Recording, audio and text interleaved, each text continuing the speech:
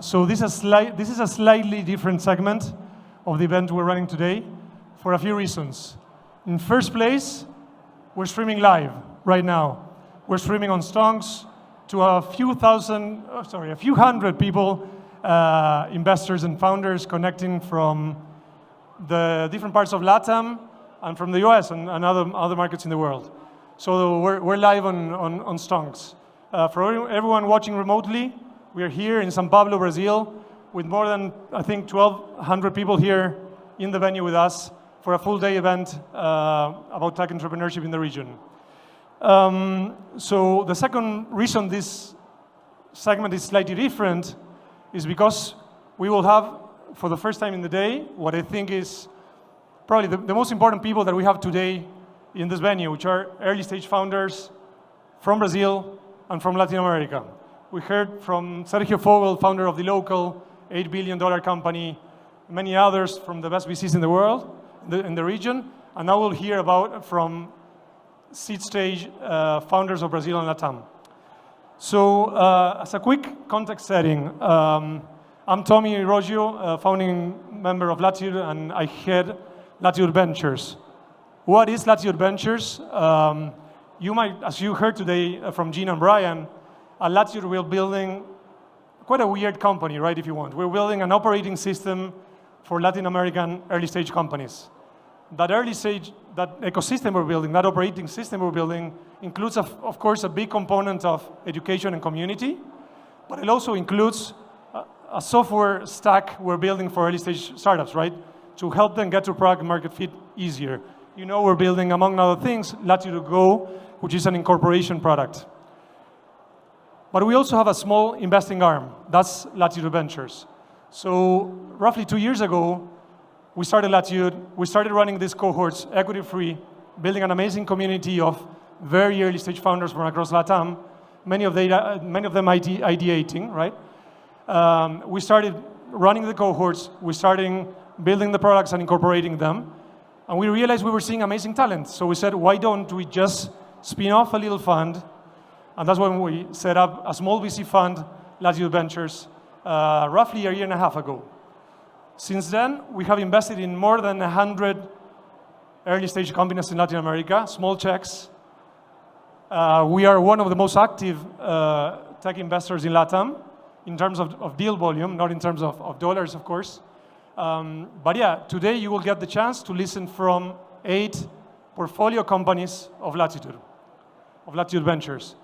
They are just a small sample of all the amazing founders we meet every week through the fellowship, through our incorporation products, and through our investing. So with that, last thing before we hear from the founders, I want to thank not only the holy sponsors of this event, but the sponsors of this live stream, Quona, Intercom, and Canary. Thank you for your support. And with that, yeah, just please give a big applause to the founders. First off, I want to invite Jorge Vargas Neto from BHub. When he comes up, I'll just tell you a quick story. BHub is the back office, the first back office as a service company in Latin America. You can think of it of the Build.com meets Pilot.com for Brazil. They enable every founder to focus on what they care for the most, while they take care of everything else, accounting and finances. We met Georgie in our second cohort. We were lucky to be early investors. We're partners. And yeah, we're excited to have him today with us. I'll leave the stage to you. Thank you, Jorge. Thank you so much, Tommy, Brian, Gina, and Yuri. We like to say that Latitud is practically a co-founder of ours. Thank you so much. We're so happy to be here. Now, let's talk about the good stuff, right? I don't know. So, we like to see ourselves as the janitor from the future. So, in my entire life, I never met a single founder that actually wanted to do the back office. Most of the people, at least everyone that I know, decided to become an entrepreneur to focus on their passion, focus on what they are good at. So, that's why we created BHub. So, we empower entrepreneurs to focus at their core while we deal with all the rest. And this makes sense because if we think about Latin America, and especially Brazil, it is a very difficult environment for you to do business at. For instance, not only you need to develop your product, sell your service, grow your company, but you also need to deal with accounts payable, accounts receivable, bookkeeping, taxes, paralegal, and this is extremely complex. And actually, normally, the founders, they are not, they don't have the team, the money, the time to deal with all of that. And usually, back office is very challenging or a mess. And therefore, this is actually the second biggest killers of startups and SMEs all across the globe. And it's such a big problem that if we consider Latin America, it is over $100 billion opportunity. If we consider only Brazil, we're talking about over 80 billion. So it's a huge problem. And we think that can be solved by an end-to-end solution that not only takes care of the bookkeeping, the accounts payable, all the needs in terms of back office, but we are giving the time, giving the money, giving the power back to the founders so that they can focus on what they do best, the core business. And it's all by a subscription price that fits, the economy, the pocket of our customers. We created the Entrepreneur Hub, which is a financial KPIs dashboard. It's empower the customers, the entrepreneurs, to have a clear sense on a real-time basis of what their financial health is. You have access to your runway, your burn rate, where you're spending your money, so that you can manage your company better and actually continues to focus in the core. We have a freemium version. We already have almost 1,000 users getting benefit of that for free. And the idea is that it is a contribution for the entrepreneurs considering the current market state.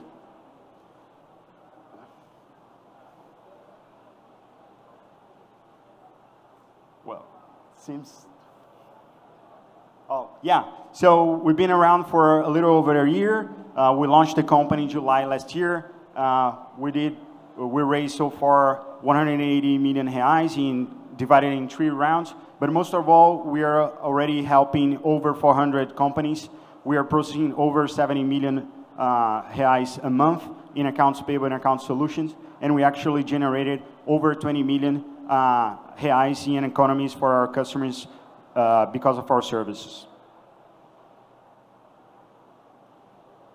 And it all started because of you guys. Latitude was our first customer. We built a product based on Yuri's harsh feedback, which was very important. Thank you so much, Yuri. And yeah, nowadays, people actually are starting to like back office. And we're super happy because of that. And yeah, please come on, test the product. Happy to receive the feedback. Yeah, and because customers are starting to like our services, we're actually growing a lot. And the most important channel for us is events like that, the word of mouth, customers that actually have like the product and refer us to other people in their network. So this is absolutely important for us. I invited everyone to go to our small spot over there. I would love to have a conversation with you, how we can actually save you money and time for you to focus on your core. And yeah, this is our third company. We have an amazing team coming from amazing companies like Rappi. We heard Andres Bilbao a while ago. And yeah, we have also people coming from Nubank, Amazon, and some of the companies that we most admire. And the same is true for our investors. We have amazing investors like Monaxis from Marcelo Lima that spoke recently. Latitude, which was the first one to bet on us. We have Valor and other amazing funds and also founders of some of the companies that we most admire in our region. Yeah, thank you so much, guys.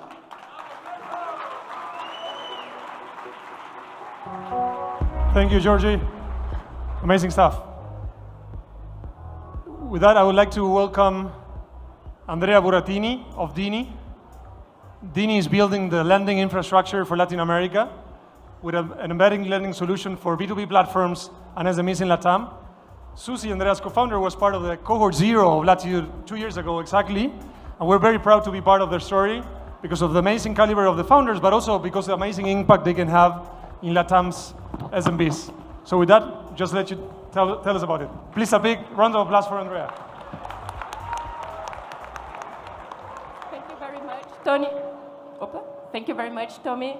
It's a real honor to be part of Latitud's community. The entrepreneurial journey used to be very lonely before them, so thank you very much. Hello, everyone. I'm Andrea Burattini. I'm co-founder and CPO of Dinie. Today, I'm going to talk about three things. So first, about the challenge the SMBs face while trying to access financing. Second, the solutions that Dinie is building for this public. And third, new forms of partnerships that are emerging to enable these businesses to flourish. So starting with my personal story, I grew up here in São Paulo in a family of entrepreneurs. And my grandfather and his sons were acting in all kinds of industries, from real estate to law, health, IT. And there was no segregation between family time and business time. And despite all the confusion, all the sweat, and all the tears, I really loved that environment because it made me realize that I had the power to create anything, to build anything I wanted, and to transform people's lives. So I started my own entrepreneurial journey when I was about to graduate in 2008 as co-founder of Viveri Brazil. We built a real estate financing platform that automated most of the processes. After 10 years building Viveri, we achieved contracts with the 5 largest banks in Brazil, responsible for more than 90% of the market share. We expanded the product into other types of credit, and we grew the company to 300 collaborators. So despite all the opportunities and the learnings I had with Viveri, I always felt that there was something missing, because while I was serving the big banks, I never had the chance to see the impact of my work in real people's lives, positive impact. So I was decided to start all over, and after learning how the banks work from inside out, I felt the urgency to create something new, something that would be meaningful for the people like my own family. And in this process, I was introduced to Suzy Ferreira by a common friend. She's an inspiring leader, and she carries her own personal journey that drives her to persevere until capital will become a basic right for all the small businesses around the world. And together, we started Dinie with the vision that capital should be an enabler for SMBs to perform their daily transactions, and not the other way around. That the capital should be fluid and flowing transparently while they are running their businesses. So speaking a little bit more about the Brazilian SMBs, they are the backbone of our economy. They are responsible for 30% of the GDP. They represent almost 99% of all companies in Brazil and 52% of formal jobs.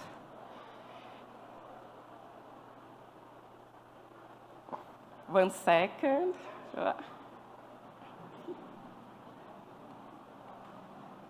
Yeah, there it is. Despite all their huge relevance, sorry. Okay. There it is. So despite their huge relevance, they still struggle to access financing. In 2021, for instance, only 9% of the credit offered was granted to this profile of customer. That created a financing gap of 514 billion reais, and 50% of all small businesses closed due to lack of working capital. So I would like to introduce you to a real business owner. This is Tan. She's the owner of a small restaurant in Maceió, and she makes the most delicious tapiocas. She started using iFood, the delivery platform, to increase her sales, and her popularity skyrocketed. But Tan lacks the working capital to meet this increasing demand. With the sales of today, she purchased inventory for tomorrow. She and her husband work 24/7 in their business, wearing all the different hats, and they never get access to a loan request approved by a traditional bank. And just like Tan is using iFood to sell more and more small businesses are adopting technology to improve their operations and solve big problems, from inventory purchase to sales and delivery. These platforms, these digital platforms, are becoming every day more relevant to their operations and continuously improving their business efficiency. In this process, these platforms are gathering a massive amount of real-time data on business performance and market. So this is the perfect opportunity to introduce Dinie's product, because our credit scoring has been trained on millions of SMBs data, and the working capital is connected to a daily transaction inside the platform that the small businesses love to operate and they trust. So now any small business can access capital intuitively, connected to a transaction inside these platforms. And for digital platform to integrate to Dinie, it's a simple API, and they don't need to worry about anything else. We operate and they launch their credit program, so that their SMBs don't ever need to leave the platform. The revolving credit is integrated to a user journey, and the credit is available in seconds. Today, Dinie is partnered with 7 of the largest platforms in Brazil that together are responsible for the success of more than 2 million SMBs. So getting back to Tan, after Dinie, she's our customer since mid-2021. She started with a small limit of 6,000 reais, proportional to her sales in iFood. She uses her revolving on average every 26 days. So to date, she already used 70,000 reais. And with that capital, she was able to open 2 new stores, expand her menu, and with the profit, she fulfilled her dream and moved with her family to a better house. So today, Dinie serves companies in all of the 27 states of Brazil. We have already disbursed 42 million reais to more than 4,000 small businesses. And our average customer lifetime is of 3 years, which is basically our own company years of existence. So this relationship is just starting, and it will keep growing with them. And none of that would be possible without our team of Dineiros. We are united by a same purpose, and a team that is inspired by the leadership of 2 female founders, a team that arrives every day at the office with a smile on their face, knowing that they can do a big difference in our small businesses' lives. And we are very, very excited about the future that we are building. We are creating a future where financial services is distributed, where banking becomes invisible, and there are no frontiers for capital to flow across the globe. So thank you very much.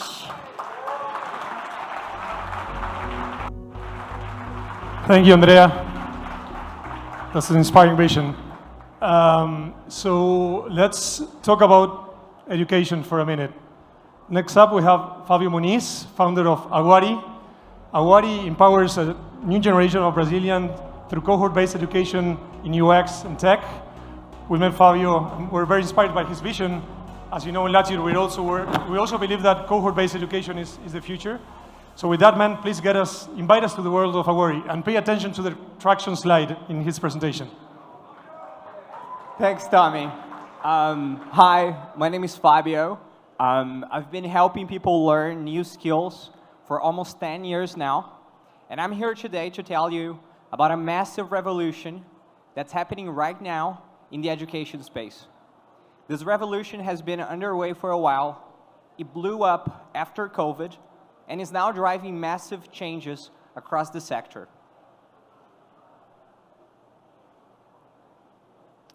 The path towards advancing your career used to be pretty clear. Let's say if you worked as a project manager 20 years ago, you would just go back to school, spend a couple of years, get an MBA, and back then, you would feel really good about it. The company you work for would highly value that MBA. Lots of new doors would open up for you. The problem is, things have changed pretty drastically in the past 20 years. For starters, companies now barely care if their applicants went to college at all. Traditional credentials, master, bachelors, MBAs, they've been losing their weight. They matter less and less in today's world, and people have been noticing it. If you take a look at the chart behind me, you'll see that enrollment in higher education has been dropping steadily for the past few years. And this trend is here to stay. It isn't going to stop. In fact, it's accelerating. And it left people with a question: what now? Going back to school, spending years and tens of thousands of dollars to get a degree that barely matters, just doesn't seem like a good idea anymore. The path towards advancing your career is just no longer clear. And this question has opened up a gap. Over the past few years, we've seen the emergence of a new way of learning. People are now learning from mentors who are actually doing the work at the world's best companies, instead of learning from non-practitioners. They're learning in chunks of 4 weeks with cohort-based courses that fit their schedules instead of going back to school. And they're learning the skills that matter to make them better at their jobs right now, instead of learning abstract concepts. If you're a product manager and you want to learn more about product strategy, for example, if you're in the US, the first option for you will be signing up for a class at Reforge or product school. The last thing on your mind will be going back to school and trying to find a degree that covers product strategy. That degree probably doesn't even exist. This is a massive deal because it means that for tech jobs, we've already crossed the chasm. The old model doesn't work anymore. It doesn't fit anymore. There's a new model for how people think about learning. The magic here, well, the magic here is that over the next decade, we're actually going mainstream with a new way of learning for every other occupation beyond tech jobs. We'll see fewer and fewer architects and journalists and HR managers and financial analysts, whatever the occupation might be, but we'll see fewer of those people choosing to go back to school, and we'll see more and more of those people instead opting for this new way of learning. We're going to cross the chasm for every single other job. At Awari, our product is an annual membership that makes people feel ready for their work. A single subscription gives you access to cohort-based live classes, self-paced courses, in-person workshops, networking dinners, and much more. Plus, you can keep track of your progress through a single unified UI. This is what our growth looks like since we launched our subscription offering in early November. We have thousands of paying subscribers. People love the product. It's a best-in-class product, and we have great customer feedback. This is a special moment because we're going through a massive shift in the status quo. It's a once-in-a-lifetime opportunity, and I couldn't be more excited for what the next decade of education is going to look like in LatAm. I'm very grateful to say that we're leading the way in Brazil, and I'm very grateful to have incredible investors like Latitude, thanks Latitude, backing us. Thank you.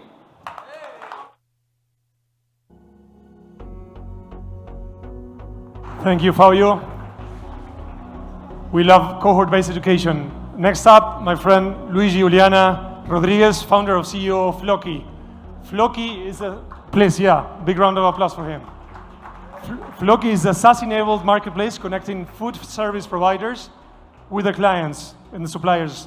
And they already raised 10 million in funding from amazing investors like NFX, we'll have Pete Flint in a bit, Valor, and Latitude, of course. This guy and Marcelo, his co-founder, they were also part of Cohort Zero of the Latitude Fellowship 2 years ago. So with that, let's hear about Floki. No? Hello, hello, hello? All right. Thank you, Tommy. So nice to meet you. My name is Luigi, and this is Floki. So we are the procurement operating system for food service retailers in LatAm.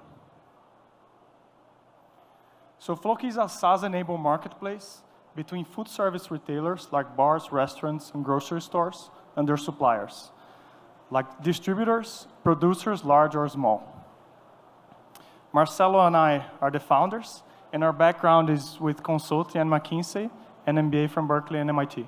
Our experience is working in the fast-moving consumer goods space, advanced analytics, and financial digital products. So far, we raised around $10 million from investors such as NFX, Valor Capital, Latu Ventures, and of course, Latitude. So this is why we entered the business, right? This is a map of our office and all the potential clients around it. These are fragmented bars, restaurants, and grocery stores. And they're they are operating in a very rudimentary way. So in Brazil, there are 3 million of them across the country, and they are buying around $50 billion in merchandise value per year.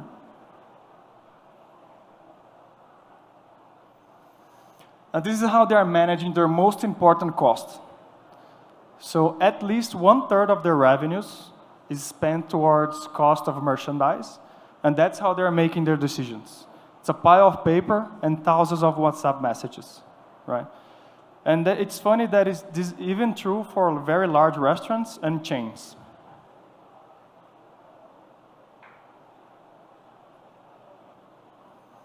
And this is how we started. So we had one Google Sheets while we were still working at McKinsey, and we started to help restaurants in the region to buy better. And that was always our core mission, to help these people to save money and have better lives, right? Since the beginning, we have been able to save them around from 10 to 30% in cost of merchandise. And for a restaurant, this basically means we're doubling their margin. When we got to around 15 paying clients for these Google Sheets, we decided it was time to leave our jobs and start Floki for real. So currently, we're even using AI to help them to find and capture these savings. So we have technology that is tracking every transaction they are doing with their suppliers and evaluating if they're doing a good job. And we can proactively, instantaneously suggest them changes of suppliers, products, and even formats to save even more money.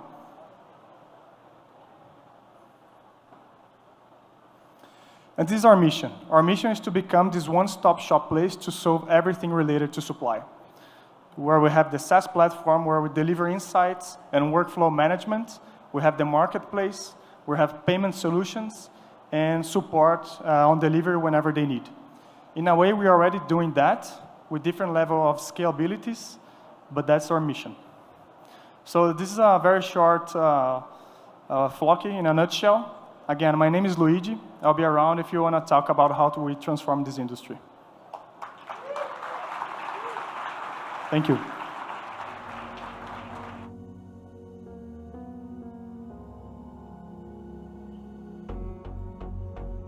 So you might have heard about Paola recently in the news. She's nuts. So Paola is one of the amazing new founders coming out of Rappi. She recently raised a crazy record-breaking pre-seed from amazing investors. She's building an amazing insurtech company now, and we're lucky to be early investors too and partners. So with that, please introduce Latu Seguros. Thank you so much, Tommy, for the introduction. I am really, really glad about this event. I love meeting people. I love smiling, and I love seeing other people smile. So it's really great to be here. Let's kind of like start with a small question or a little thought for everyone. How many of you use the same password at all your accounts? And I can tell you, I mean, yeah, raise your hands, come on. I used to be that person as well. And it matters. It matters because there's so much risk. I'm not sure if you guys saw, but last week, Uber, last Wednesday, was under a significant attack by an 18-year-old. He entered the entire access. He got access to AWS, GCP, Sentinel-1. He got access to the platform that gave access to the other systems. So basically, he was the owner of Uber for like a couple hours. And yes, he's under investigation, and hopefully he's gonna get caught. But the reality is that Uber faced a lot of like problems based on this. And this is only starting for them because most probably they're gonna face lawsuits coming after. It's intense. There's a lot of risk. And you know, everyone's gonna think, yeah, of course, but this is Uber. Large companies get hacked. Yeah, I mean, but you know, we're a two-people startup. The reality is that by the time that we finish in this event, 11,900 cyber attacks have already happened in the entire world. And you know, 5,000, 6,000 of them happen to small companies. And that's hard because small companies are the most vulnerable. So if these attacks happen to them, they have like no way to answer to attackers. And when you know that like out of every data breach, you have to pay $4 million, you could easily go out of business. Or I mean, not a lot of people can just pay $4 million out of pocket. And we hear about this all the time, all the time. Yeah, cyber attacks, cyber attacks. That we get cyber fatigue. And we stop thinking that it matters and that we have to proactively take care about these things. The reality is that more than $7 billion went to the pocket of cyber criminals in the US only last year.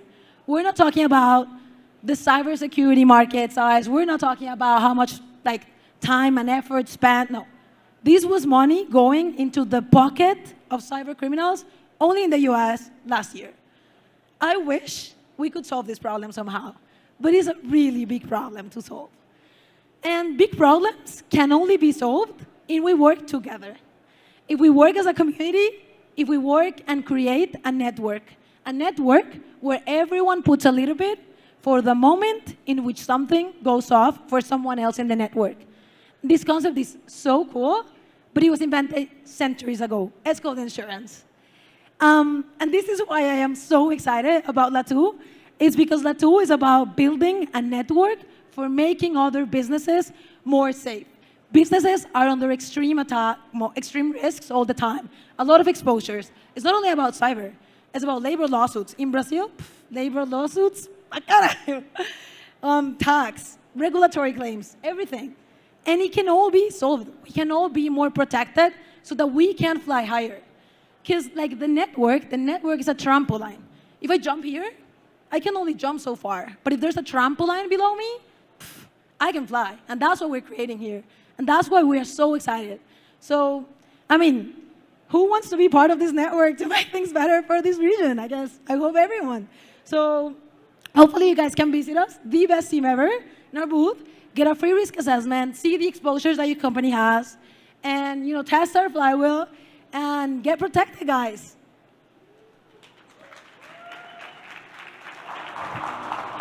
Thank you, Pao. Amazing to listen. Still early days. Next up, we got Sproutfi. Ruben, another veteran of the Latitud community. Sproutfi. Ruben and Sprout, they are building, please, big round of applause.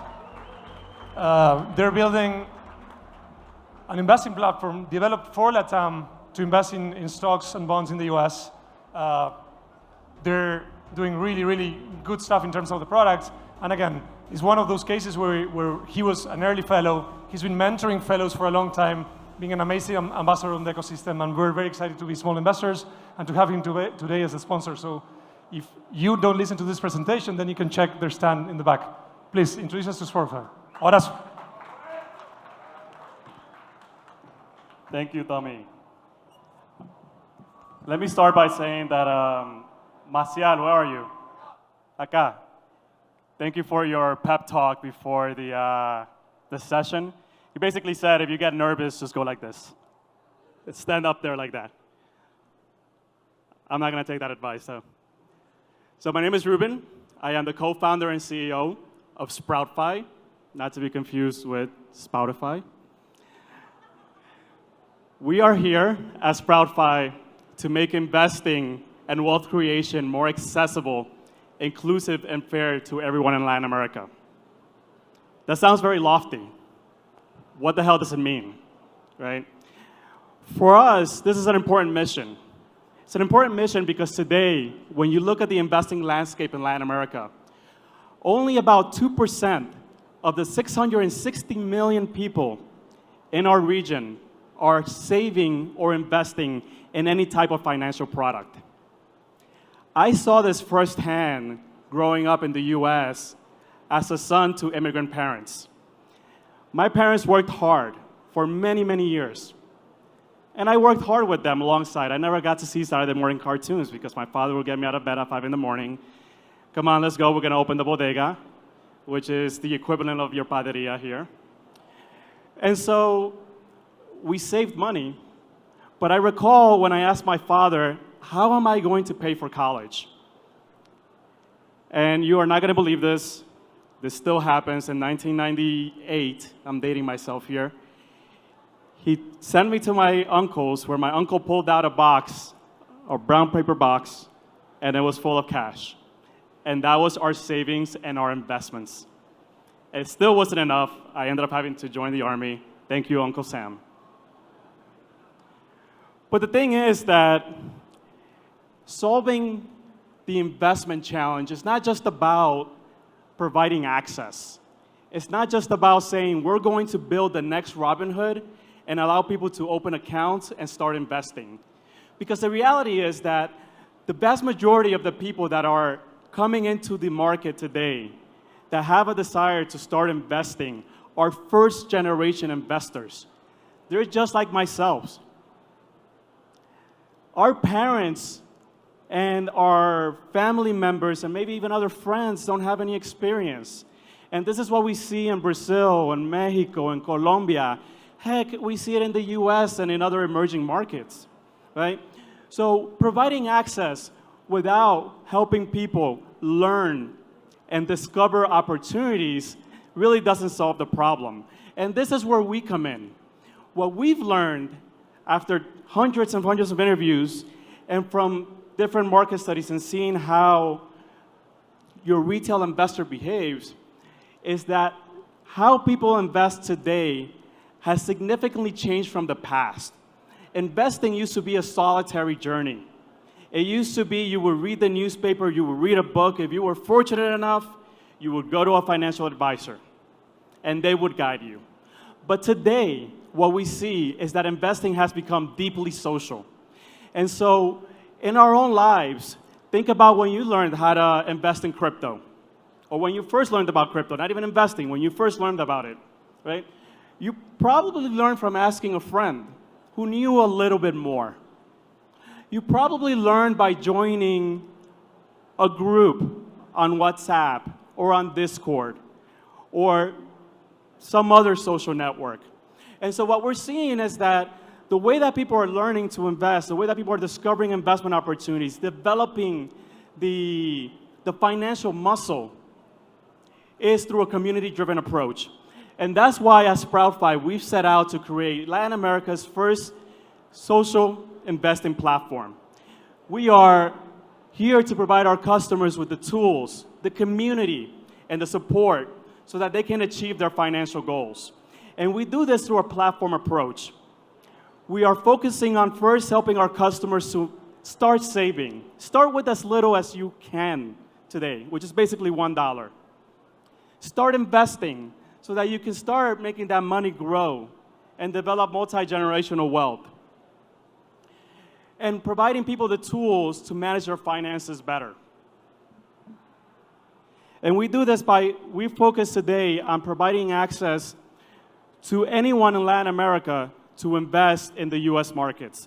So today, a customer of ours in Brazil can open up an investment account in the US in less than 5 minutes. They can fund that account via Pix, and 5 minutes later, their money's in the US and they're ready to start investing.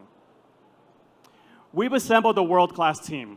I am very proud that, and I have Brian, because Brian intervened very early on in our journey. Very early on in our journey and said, I invested in you guys and not the idea. And that's why this team is here today. If you're interested in that story, come and see me at the booth. My personal journey, I started investment banking at Goldman Sachs, went over to E-Trade Financial where I built retail products, and the rest of my career has been in building financial services and fintech. My co-founder, Tyler, was an early employee at Nubank. He was the first data scientist. And as a matter of fact, 50% of our team are very early on employees of Nubank. Most of them have worked together at now 3 startups. The synergies in our team are unmatched. And we've been very fortunate to be backed by some great investors, starting with Latitude, who believed in us very early on, Public.com in the US, Y Combinator, Sound Ventures, Hoff, Quiet, Marathon, they're out here somewhere, believed in our vision. Today we've raised over $7 million in seed funding. This is my thank you slide, but let me talk a little bit about the traction. We launched in Brazil in April of this year. We've been growing 25% month over month. We are on track to grow to over 50,000 accounts by the end of the year, 9-digit AUM under management. Our revenue model is not transactional. We're not trying to build Robinhood. We really do care about building our customers' long-term financial health, and so we align our revenue model to meet that long-term vision of theirs. If you want to learn more, please visit us at our booth. Thank you so much. Really appreciate your time. Thank you, Ruben. Well, that's a presentation. Brian invested in the team as an angel. We invested in the vision of creating more wealth access to Latin Americans as Latitud. Next up, we got Roberto Vasconcelos, founder and CEO of BeerOrCoffee. You can check their co-working space just behind that. But basically, Roberta is building a flexible workspace place for any company that was born in this remote world. At Latitud, we're the first one. We don't have an office. We don't have headquarters. That's why we just did our offsite here in São Paulo. Thankfully, companies like BeerOrCoffee help us in this journey. And yeah, please introduce us to the amazing company you're building. Thank you very much, Tommy.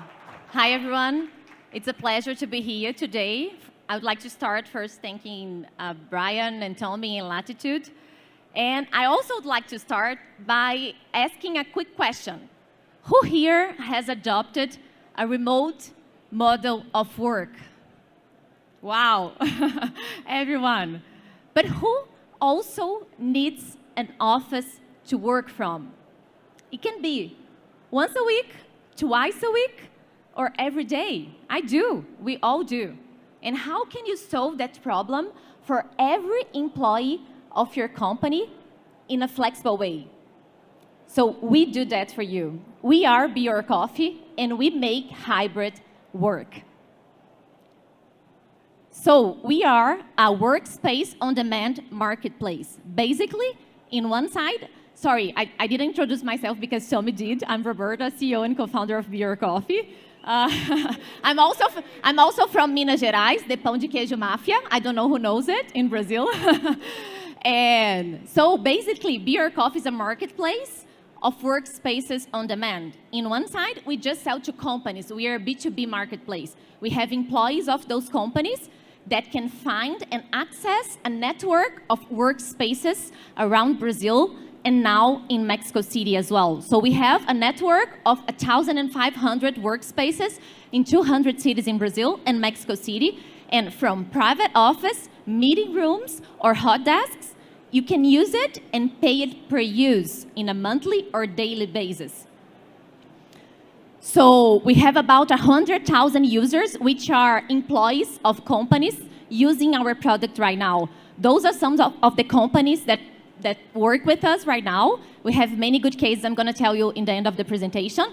And we have a network of co-working spaces. Those are some of the chains. And we also have landlords as partners. So here's a little bit of our journey so far. Everyone wonders why we call BeerOrCoffee. We're going to change our name in 2 months. Keep up following us on Instagram, BeerOrCoffee, and you're going to know it. But we started as a B2C marketplace. We became a B2B. We found our product market fit. We raised our seed round with Key Schooling, which is the founder of Booking.com and has invested in Gympass, Hotmart.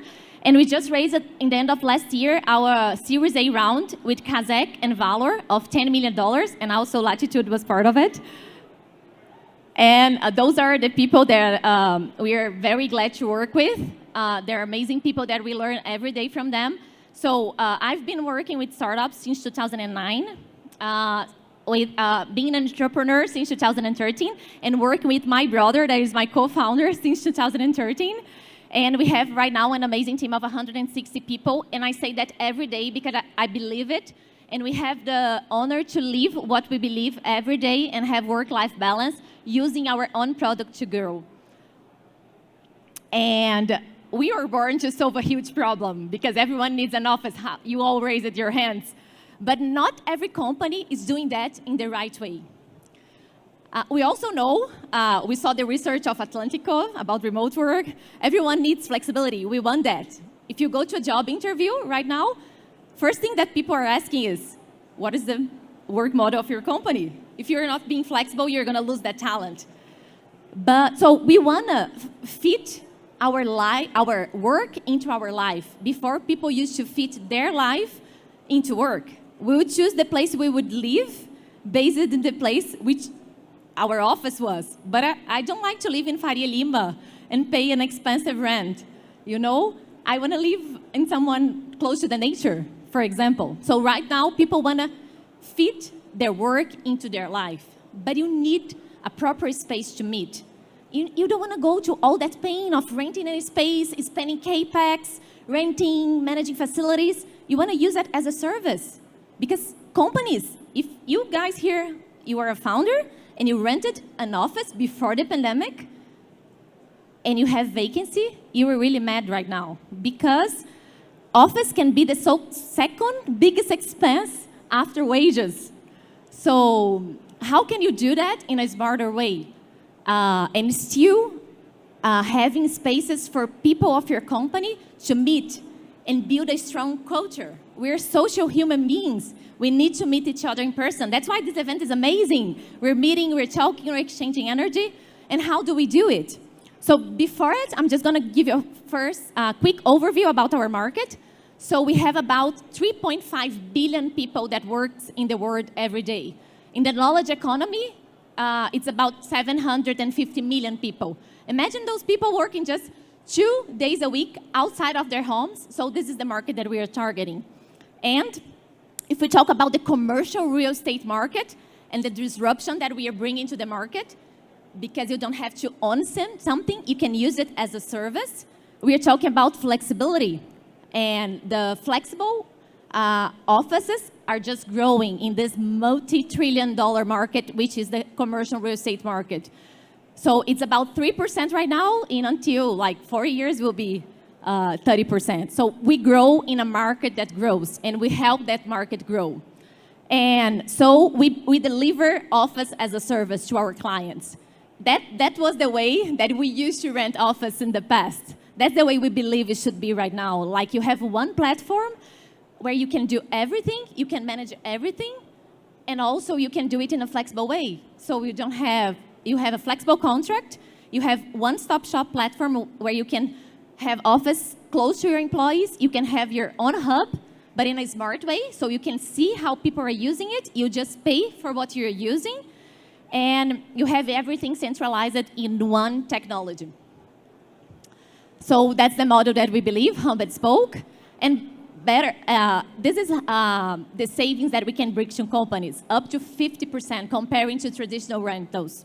And even to a model that is not on demand and as a service that can be flexible, but not with our platform. So that's our solution. It's Office Pass, where you can have private office, you can use meeting rooms or hot desks in a monthly basis or in a daily basis, paying per use.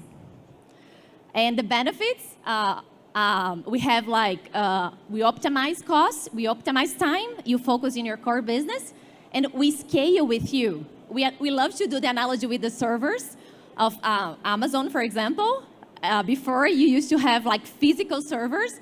It was expensive, hard to scale, and then the cloud came, and then now you can scale it, and that's what we do for you. You are growing, you have to scale, and you need office wherever your employees are. So we are the solution of office in the cloud for you. And this is our product, so you can download it.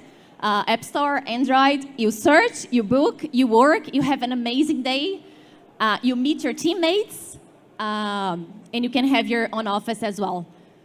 And for the manager, for the HR, facilities, the CEO, you also have a dashboard with data.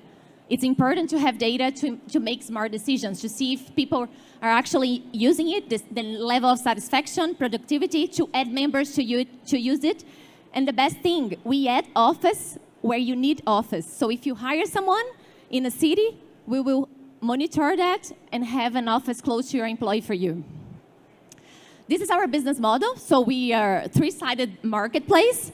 In one side, we have the company that is hiring us, the employees that are using, and the workspaces which we are delivering clients for them. So we have a take rate in the platform. So the cases, the best part, that's the reason why we do what we do every day. When we have a case that a mom was able to go and take their kids to school and work to a space nearby and say, hey, it's unbelievable. I love to work in this place that I work that gives me flexibility, but a right space to work, like with ergonomy, with good internet, with I can meet someone from my team. So XP is one of our clients. They have about 6,000 employees right now, and all of them can use Office Pass. And they become using for meetings, to meet clients, to meet teammates, and now they're doing onboardings as well of new employees using our private offices. So they have used it in Brazil, 200 workspaces in 8 cities in 22 states. Imagine if they didn't have the technology to manage all of that. Who else has this capillarity? It's because we are a technology company. And iFood is also our client, and they have about 6,000 employees and up. And they have hubs with us. So in all the regions, they have hubs with us, like private hubs, that they pay on a monthly basis. And they also give Office Pass as a benefit to their employees to use whenever they need. And they have used 600 different workspaces in 120 cities in 24 states. I'm going to pass those last ones really fast. Some cases of startups that are also our clients, Doc, Neon, Guppy, and some enterprises as well that uses our solution right now. So in the end of the day, we want to, and now we're in Mexico City as well. So in the end of the day, we want to help everyone here lives what we believe every day and have work-life balance and really fit work into your life. And for that, I know that many of you came from different countries and states, so we are giving to all of you a 5-day test in our platform for you to have a space to work while you're here. Or please use this QR code, please scan it and share with your employees as well. And please give us feedback. And if you need an office, and if you want to have a coffee with us today, we'll be right beside here waiting for you. And thank you very much. Thank you, Roberta. Go check out the office space and redeem the 5-day code. So to close this segment up, we got a great closing, actually, very dear to my heart. This is Juan Fantoni, co-founder and chief commercial officer of Pomelo. We have a nice story with Pomelo. Pomelo was the second investment of the Latitud Fund. We were their first investors, the only pre-seed investors. I've known Gaston, his co-founder, for 20 years. And yeah, we couldn't be more excited about their vision. They're building the fintech infrastructure of Latin America, enabling startups, embedded lending companies to open digital accounts, to issue prepaid cards, to issue credit cards. And yeah, we think this has the potential to be really, really transformative to the region, right? So, Juan, please share your vision with us. Thank you, Tommy. Hi, everyone. So I'm Juan from Pomelo. As Tommy said, Latitud is a very big part of Pomelo history, so I'm thrilled to be here and see how this community is growing. Really excited.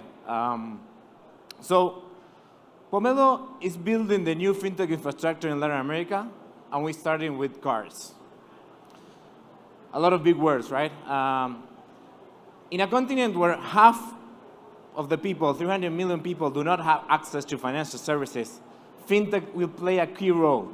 We need fintech in Latin America to include them into the financial system. I see here a lot of entrepreneurs like Ruben from Sproutfi, a lot more already building fintechs in Latin America. And I'll say everyone that has a company right now or starting a company has some fintech product on the roadmap. Because at Pomelo, we really think every company could be a fintech or should be a fintech. The bad news is that building fintech is painful, super hard. Latin America is really something that takes years and years for many reasons, right? The best fintechs in Latin America that you see out there are built on top of infrastructure or technology that was built in the 80s or 90s. This is also very fragmented. In each country, you have the local infrastructure, which is as old as the next one, also very expensive and full of incumbents. So really, a painful experience that needs to be done. And something I share with my co-founders, Gaston and Hernan, is that we felt this pain ourselves. Gaston was the CEO bank of Naranja X, a neobank started from scratch, had to spend $50 million to build a proposal that was still very simple, very commoditized. Hernan was one of the first employees of Mercado Pago. He built fintech products all over Latin America, really painful, all over the LatAm. And myself, I was the fintech director at MasterCard, and I had all my fintech clients struggling with the same, the infrastructure. So at the end, our own frustration became our thesis, and this is the thesis of Pomelo. We're going to build what we wish it had existed when we were building fintechs. And with that thesis, a lot has happened in the last 18 months. For starters, Pomelo is already a 300 people company. We have a couple over there joining me in this event. We were able to raise $60 million from very, very good funds like Monash, Index, Tiger, Insight, Sequoia, and of course, Latitud, who was, there you go, our first investor. Very, very, very happy for our partnership. And what are we doing right now? So we're already operating in 5 countries. We have more than 70 clients. That includes some of the unicorns in Latin America to startups that are just starting their adventure, are able to build on top of Pomelo. We already issue and process MasterCard and Visa, and we're already a positive margin company. So we're in a very good position to scale. So right now we can say it's finally easy to build financial services in Latin America. Why it's easy? Well, because Pomelo takes care of all the heavy lifting, both at a regulation level and at a technical level. So our clients can focus on their users, on their experience, and we also do this at a LatAm level. So one connection with us, you will launch products all throughout America. And I want to show you a couple of examples of cool products that are being built on top of Pomelo. For example, Rappi is one of our clients. When you order a pizza in Rappi, the rider goes to the pizza store to buy your pizza. Right now, that's being paid by a card powered by Pomelo.